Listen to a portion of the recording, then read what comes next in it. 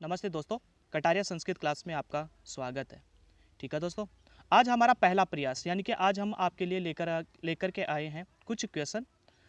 ठीक है दोस्तों, देखिए दोस्तों, अभी तो ये क्वेश्चन हिंदी भाषा में लिखे हुए हैं, लेकिन आगामी जो वीडियो होंगे उन वीडियो के अंदर आपके पास में संस्कृत के अंदर ही वो क्वेश्चन लिखे हुए होंगे जिनका आपका आंसर देना होगा। देखिए दोस्तों, ये जो हमारे पास में हमने जिस तरीके से कटारिया संस्कृत क्लास चैनल के ऊपर हम लोगों ने स्टेप टू स्टेप जो वीडियो बनाए थे और स्टेप टू स्टेप हम लोग पढ़ रहे थे, उसके अकॉर्डिंग ही अब वर्तमान में अपन ये जो टेस्ट सीरीज प्रारंभ कर रखे हैं वो भी स्टेप टू स्टेप ही चलेगी। अर्थात सबसे पहले संज्ञा प्रकरण, फिर उसके बाद में संधि, फिर व्यंजन संधि, फिर हमारे पास में नेक्स्ट जो पार्ट है वो अपन लोग स्टार्ट करेंगे। ठीक है दोस्तों, तो हमारे पास में संज्ञा प्रकरण से संबंधित पहला क्वेश्चन निकल करके आता है कि संस्कृत में इत संज्ञक वर्णों की संख्या बताओ। ठीक है दोस्तों, तो हमारे पास में इत संज्ञक वर्णों की संख्या होती है दोस्तों, जैसे कि माहेश्वर सूत्र की बात की गई थी। माहेश्वर सूत्र के अंतर्गत हमारे पास में जो इत संज्ञक जो वर्ण थे वो इत संज्ञक वर्ण अब कैसे निकाले। देखिए दोस्तों, हम लोगों ने निकाला था माहेश्वर सूत्र। वो जो माहेश्वर सूत्र थे उन माहेश्वर सूत्रों की संख्या थी हमारे पास में दोस्तों 14, 14 थी। ठीक है दोस्तों, तो 14 संख्या जो थी यानी कि 14 जो सूत्र थे उनका जो अंतिम जो वर्ण था वो अंतिम वर्ण क्या आ रहा था दोस्तों, हलंत वर्ण आ रहा था। और हलंत वर्ण जो होते हैं उनकी क्या होती है, इत संज्ञा। तो उन सूत्रों की संख्या कितनी थी, 14। तो हमारे पास में इसका आंसर भी कितना होगा दोस्तों, 14 ही उसके आंसर होंगे। अब इसके बाद में हमारे पास में नेक्स्ट क्वेश्चन दोस्तों, नेक्स्ट क्वेश्चन है और वो होगा जैसे कि अधोलिखित में गुण है। अब देखिए दोस्तों, हम लोगों ने जब गुण संधि पढ़ी थी तो गुण संधि के अंदर हम लोग यार पास में एक सूत्र आया था अदेंग गुण है।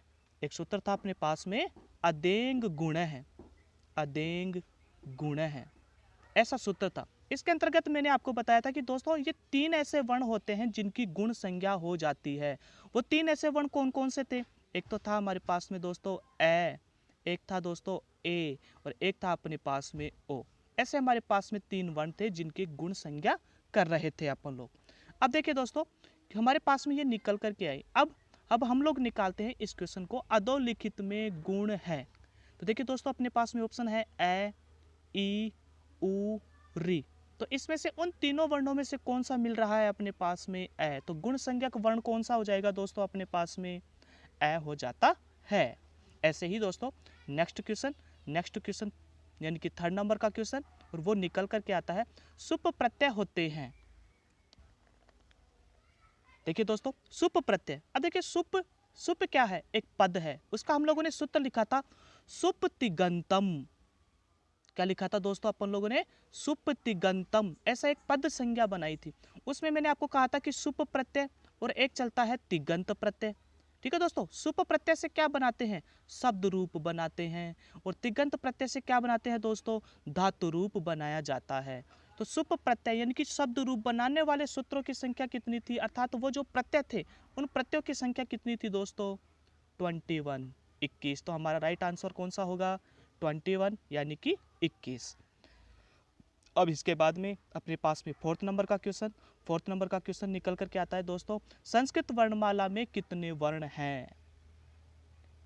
क्या पूछा गया दोस्तों, संस्कृत वर्णमाला में कितने वर्ण हैं। तो देखिए दोस्तों, जैसे कि हम लोगों ने माहेश्वर सूत्र के आधार पर जो वर्णमाला निकाली थी, उस माहेश्वर सूत्र के आधार पर वर्णमाला के आधार पर 9 तो आ रहे थे स्वर और 33 आ रहे थे हमारे पास में व्यंजन। 9 और 33 कितने हो गए दोस्तों, 42। तो हमारे पास में इसका राइट आंसर कौन सा होगा, 42 इसका राइट आंसर हो जाता है। नेक्स्ट क्वेश्चन दोस्तों 5वें नंबर का, और 5वें नंबर का हमारे पास में क्वेश्चन है प्रत्याहार संज्ञा विधायक सूत्र होता है। कौन सा दोस्तों, प्रत्याहार संज्ञा विधायक सूत्र। तो प्रत्याहार संज्ञा विधायक सूत्र कौन सा था। ठीक है दोस्तों, तो देखिए हलंत्यम, हलंत्यम तो इत संज्ञा करने वाला सूत्र है। आदेश उपदेशे अशीति, अर्थात दोस्तों ये सूत्र तो गलत लिखा हुआ है। वृद्धि रेची, ये तो वृद्धि करने वाला सूत्र है, लेकिन बच गया कौन सा, आदि रंतयेन संहिता, अर्थात प्रत्याहार को और क्या कहा जाता है, संहिता भी कहा जाता है। तो इसका राइट आंसर कौन सा होगा दोस्तों, आदि रंतयेन संहिता। ठीक है दोस्तों, अब आते हैं हम लोग 6 नंबर के क्वेश्चन पर, और हमारे पास में 6 नंबर का क्वेश्चन आता है और वो होगा वकार का उच्चारण स्थान है। तो देखिए दोस्तों, अपने पास में उच्चारण स्थान, अब उच्चारण स्थान वही हमारे पास में जैसे कि सवर्णता की दृष्टि से 7, पाणिनि के आधार पर 8, यानी कि 7 और माने गए, पाणिनि के आधार पे 8वां माना गया। 8वां कौन सा माना गया था दोस्तों? उरस। कौन सा माना गया था? उरस। अर्थात इसका अर्थ क्या था अपने पास में दोस्तों? इसका अर्थ था हृदय। क्या था दोस्तों? इसका अर्थ हृदय। और उसके बाद में हमारे पास में है कि पद की प्रधानता के अनुसार उच्चारण स्थान कितने होते हैं? पद की प्रधानता के अनुसार उच्चारण स्थानों की संख्या 11 होती है। ठीक है दोस्तों, तो अब निकल करके आया कि वकार का उच्चारण स्थान है। तो हमारे पास में उच्चारण स्थान, अब उच्चारण स्थान 11, इसमें से हम लोग वै का ले रहे हैं। अब वै का उच्चारण स्थान कौन सा होगा? तो दोस्तों इसका आंसर होगा वकारस्य दंतोष्ठम। तो कौन सा हो जाएगा दोस्तों? इसका बै आंसर हो जाएगा। नेक्स्ट क्वेश्चन दोस्तों, अब अपने पास में आता है इकार का अभ्यंतर यत्न होगा। अब देखिए दोस्तों, इकार का अभ्यंतर यत्न कौन सा होता है? अब अभ्यंतर यत्न, तो अभ्यंतर यत्न कितने होते हैं? जैसे कि दोस्तों 5 होते हैं। कौन कौन से होते हैं? स्पष्ट, ईषत स्पष्ट, ईषत विवृत, विवृत और संवृत। तो दोस्तों अपने पास में स्पष्ट, स्पष्ट में आया था हमारे पास में कैसे लेकर के मैं तक। कहाँ से कहाँ तक दोस्तों? कैसे लेकर के मैं तक। उसके बाद में आया हमारे पास में या वह रैलय। ठीक है दोस्तों, वो आ गया हमारे पास में कौन सा? ईषत स्पष्ट। फिर आया हमारे पास में ईषत विवृत। ईषत विवृत में आते हैं दोस्तों स, श, स, है, इन सब के नीचे हलंत रहेगा दोस्तों। और उसके बाद में आया था हमारे पास में स्वर से संबंधित। स्वर से संबंधित हमारे पास में आया और उसको हम लोग कह रहे थे विवृत। कौन सा कह रहे थे दोस्तों? विवृत। और उसके बाद में आया था हमारे पास में जैसे कि लास्ट का था संवृत। लेकिन संवृत के अंदर तो दोस्तों ऋस्व ए ही होता है, लेकिन उसकी शर्त थी, एक तो लौकिक प्रक्रिया दशा और एक थी व्याकरण प्रक्रिया दशा। ठीक है दोस्तों, तो हमारे पास में है इकार का अभ्यंतर यत्न होगा। तो अब इकार का अभ्यंतर यत्न कौन सा होगा दोस्तों? स्पष्ट। अब स्पष्ट में तो क्या आते हैं दोस्तों? कैसे लेकर के मैं तक, इसका मतलब ये आंसर नहीं होगा। उसके बाद में संवृत, संवृत में भी नहीं होगा क्योंकि इसमें तो क्या आता है? सिर्फ और सिर्फ ऋस्व ए ही आता है। ईषत स्पष्ट वर्ण, ईषत स्पष्ट वर्ण के अंदर तो दोस्तों य, वै, रै, लै ये वर्ण लिखे हुए होते हैं। ठीक है दोस्तों, अब बच गया कौन सा? विवृत। तो अपना राइट आंसर कौन सा होगा दोस्तों? विवृत इसका राइट आंसर होगा। अब देखिए दोस्तों नेक्स्ट क्वेश्चन, अब हमारे पास में नेक्स्ट क्वेश्चन निकल करके आता है और वो होगा उदात्त और अनुदात्त का समाहार कहलाता है। क्या कहलाएगा दोस्तों? इसका उदात्त और अनुदात्त का समाहार कहलाता है। तो दोस्तों हम लोगों ने जो बाह्य यत्न पढ़े थे, और बाह्य यत्नों की संख्या कितनी थी दोस्तों? 11। उसमें हम लोगों ने स्वर से संबंधित 3 सूत्र निकाले थे। एक तो था हमारे पास में उदात्त, एक था हमारे पास में अनुदात्त, और तीसरा एक और था। तो इन दोनों को जोड़ करके तीसरा और बनाया गया था। तो वो कौन सा था दोस्तों? वो था अपने पास में यानी कि द ऑप्शन, यानी कि स्वरित। अर्थात उदात्त और अनुदात्त का समाहार क्या कहलाता है? स्वरित वर्ण कहलाता है। ठीक है दोस्तों, ये हुए हमारे पास में 8 क्वेश्चन। अब इसके बाद में 9वें नंबर का क्वेश्चन देखते हैं दोस्तों। 9वें नंबर के क्वेश्चन में बताया गया है कि वर्णों का अभाव कहलाता है। ठीक है दोस्तों, तो वर्णों का जो अभाव होता है उस अभाव के अंदर निपात कहलाता है। क्लियर दोस्तों? उसके बाद में आता है हमारे पास में 10वें नंबर का क्वेश्चन। 10वें नंबर के क्वेश्चन में बताया गया है कि वेदों में प्रधान अंग है। तो देखो दोस्तों, मैंने आपको कहा था कि वेदांग जो होते हैं, वेदांग जो होते हैं वो मुख्य रूप से कितने होते हैं? 6। और 6 वेदांग जो होते हैं वो 6 वेदांग कौन कौन से होते हैं? कल्प, फिर दूसरा आ गया निरुक्त, फिर उसके बाद में आ गया व्याकरण, ज्योतिष, छंद। ठीक है दोस्तों, तो ऐसे हमारे पास में 6 वेदांग निकल करके आ रहे थे। लेकिन क्वेश्चन है वेदांगों में प्रधान अंग है, तो वेदों में प्रधान अंग किसे माना गया है दोस्तों? व्याकरण को प्रधान अंग माना गया है। अर्थात संस्कृत में लिखा हुआ है कि मुखम व्याकरणम स्मृतम। क्या लिखा हुआ है दोस्तों?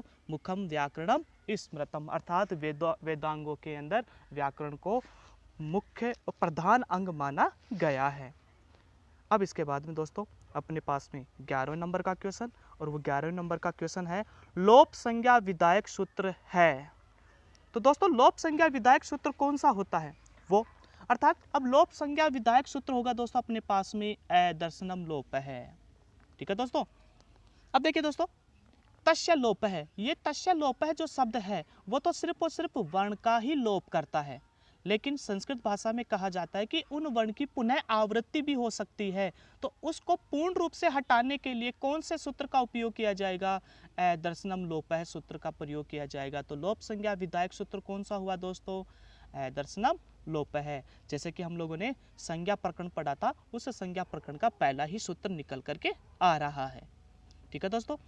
अब इसके बाद में अपन नेक्स्ट क्वेश्चन की ओर बढ़ते हैं, और हमारे पास में है अंतिम वर्ण से पूर्व वर्ण की संज्ञा होती है।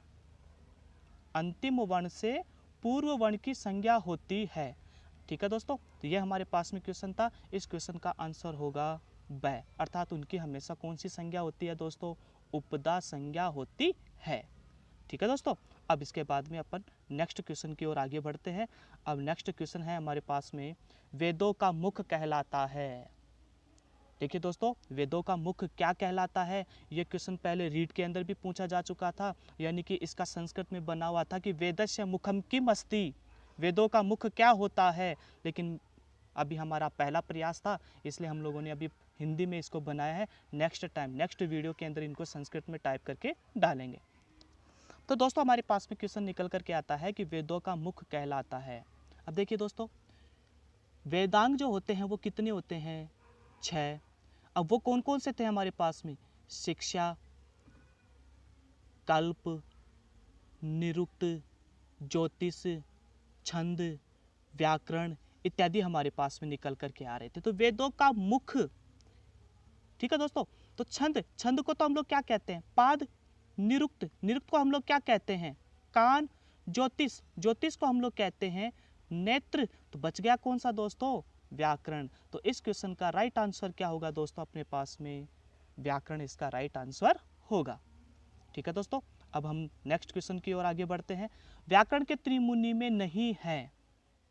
तो पहली बात, व्याकरण के त्रिमुनि में शामिल कौन कौन है दोस्तों, एक तो था हमारे पास में, जैसे कि हम लोगों ने व्याकरण के परिचय, कवि परिचय के बारे में पढ़ा, तो उस कवि परिचय के अंतर्गत हमारे पास में 3 मुनियों के नाम निकल करके आ रहे थे, पाणिनि, वररुचि और पतंजलि। ठीक है दोस्तों। तो पाणिनि, वररुचि और पतंजलि। अब क्वेश्चन ये कहता है कि व्याकरण के त्रिमुनि में नहीं है। तो दोस्तों व्याकरण के त्रिमुनि में अब कौन सा आंसर होगा, ए, यानी कि केयट जो है वो व्याकरण के त्रिमुनि में शामिल नहीं है। ठीक है दोस्तों। अब इसके बाद में अपन नेक्स्ट क्वेश्चन की ओर आगे बढ़ते हैं। तो हमारे पास में नेक्स्ट क्वेश्चन निकल करके आता है, पतंजलि की कृति का नाम है। ठीक है दोस्तों। नेक्स्ट क्वेश्चन है पतंजलि की कृति का नाम है। पहला ऑप्शन महाभाष्य, दूसरा अष्टाध्यायी, तीसरा वार्तिक, चौथा है प्रौढ़ मनोरमा। तो दोस्तों इसका सही आंसर होगा, पहले ये चेक करिए कि हमारे पास में अष्टाध्यायी, अष्टाध्यायी किसकी बुक है दोस्तों, पाणिनि की। किसकी है, पाणिनि की। वार्तिक, वार्तिक किसकी है दोस्तों, कात्यायन जी की, अर्थात जिसको हम लोग वररुचि कहते हैं, वररुचि। अब प्रौढ़ मनोरमा और महाभाष्य हमारे पास में शेष रहा दोस्तों। तो हमारे पास में क्वेश्चन है पतंजलि की कृति का नाम है। ये क्वेश्चन दोस्तों पिछली रीड के अंदर भी आ चुका है, और उस समय उसका आंसर माना गया था महाभाष्य। तो पतंजलि की कृति का क्या नाम है दोस्तों, महाभाष्य। ठीक है दोस्तों। अब नेक्स्ट क्वेश्चन की ओर अपन लोग आगे बढ़ते हैं, और नेक्स्ट क्वेश्चन है हमारे पास में कि व्याकरण की मुख्य परंपराएं कितने प्रकार की हैं। तो दोस्तों व्याकरण की मुख्य जो परंपरा होती है वो मुख्य रूप से कितने प्रकार की, 2 प्रकार की होती है। एक तो होती है बृहस्पति परंपरा, और दूसरी होती है दोस्तों माहेश्वरी परंपरा। कौन सी होती है, माहेश्वरी परंपरा। तो इसलिए हमारे पास में व्याकरण की मुख्य कितनी परंपरा मानी गई है दोस्तों, 2 परंपरा मानी गई है। ठीक है दोस्तों। अब इसके बाद में नेक्स्ट क्वेश्चन, और नेक्स्ट क्वेश्चन निकल करके आता है दोस्तों अपने पास में कि व्याकरण की बृहस्पति परंपरा का अपर नाम है। तो व्याकरण की वारस्पति जो परंपरा है उस व्याकरण की वारस्पति परंपरा का अपर नाम बताया गया था, अर्थात कातंत्र परंपरा, क्योंकि इस परंपरा के अंदर नियमों का अभाव था। नियमों का अभाव होने के कारण इसके अंदर हमेशा कठिनता बनी रही, और कठिनता बनी रहने के कारण दोस्तों इसे क्या कहते हैं, कातंत्र परंपरा भी कहते हैं। ठीक है दोस्तों, अब इसके बाद में हम लोग 18 नंबर का क्वेश्चन। अब देखिए दोस्तों, हमारे पास में 18 नंबर का जो क्वेश्चन है, उस 18 नंबर के क्वेश्चन के अंतर्गत हमारे पास में क्वेश्चन निकल कर के आता है, जैसे कि यहाँ पे लिखा हुआ है वृत्तिको। दोस्तों ये वार्तिक है, क्या है अपने पास में, वार्तिक। ये थोड़ा सा मिसप्रिंट हो गया है, इसको आप सही कर लीजिए। यह क्या है यहाँ पर, वार्तिक, अर्थात वार्तिकों की कुल संख्या कितनी है। क्वेश्चन है अपने पास में, वार्तिकों की कुल संख्या कितनी है। तो दोस्तों हमारे पास में वार्तिकों की संख्या निकल करके आती है 836, क्योंकि मैंने आपको बताया था कि हमारे पास में जो बुक चलती है लघु सिद्धांत कौमुदी, वर्तमान के अंदर उस लघु सिद्धांत कौमुदी के अंदर 836 वार्तिक प्रयोग में ली जाती है, प्रयुक्त की जाती है। ठीक है दोस्तों, तो ये था हमारे पास में 18 नंबर का क्वेश्चन। अब दोस्तों हम लोग आगे बढ़ते हैं। नेक्स्ट क्वेश्चन निकल करके आता है 19वां नंबर का, और वो है व्याकरण की माहेश्वरी परंपरा में व्याकरण के जनक हैं। दोस्तों क्वेश्चन को अच्छे से पढ़िए। वो क्वेश्चन कहता है कि व्याकरण की कौन सी परंपरा, माहेश्वरी परंपरा। और माहेश्वरी परंपरा के अंदर क्या पूछा गया है, जनक पूछा गया है। तो देखिए दोस्तों, माहेश्वर का मतलब क्या हुआ, शिव, अर्थात शिव जी की परंपरा। तो शिव जी की परंपरा के अंदर व्याकरण का निर्माता कौन है, व्याकरण का जनक कौन है। तो दोस्तों सिंपल सी बात है कि व्याकरण के जनक का नाम होगा भगवान शिव के द्वारा। अंतिम और लास्ट क्वेश्चन निकल कर के आता है दोस्तों हमारे पास में, और वो क्वेश्चन है महाभाष्य में कितने आहनिक है। ठीक है दोस्तों, पहली बात, आहनिक होते क्या है। आहनिक का मतलब होता है दोस्तों एक दिन में निवृत्त किया गया कार्य। एक दिन में निवृत्त किया गया कार्य जो होता है उसे ही हम लोग क्या कहते हैं, आहनिक कहते हैं। आहनिक का मतलब हो गया कि महाभाष्य अब कितने दिनों में लिखा गया है। आहनिक का मतलब हो गया कि महाभाष्य कितने दिनों में लिखा गया है। तो जैसे कि दोस्तों हम लोगों ने वीडियो में इससे संबंधित चर्चा की थी, तो उस समय मैंने आपको बताया था कि महाभाष्य जो है वह 84-85 आहनिकों में लिखा गया है। ठीक है दोस्तों, तो इसलिए हमारे पास में इसका राइट आंसर कौन सा होगा दोस्तों, द इसका राइट आंसर होगा। ठीक है दोस्तों, ये थे हमारे पास में आज के कुछ 20 क्वेश्चन जो हमारे पास में संज्ञा प्रकरण से निकल करके आ रहे थे। अब धीरे धीरे हम लोग दोस्तों व्याकरण में ही इनको क्वेश्चन में कन्वर्ट करेंगे और उसके बाद में इसको आगे बढ़ाएंगे। ठीक है दोस्तों, यदि यह चैनल आपको पसंद आया हो तो आप इस चैनल को लाइक करें, शेयर करें और सब्सक्राइब करें। धन्यवाद दोस्तों।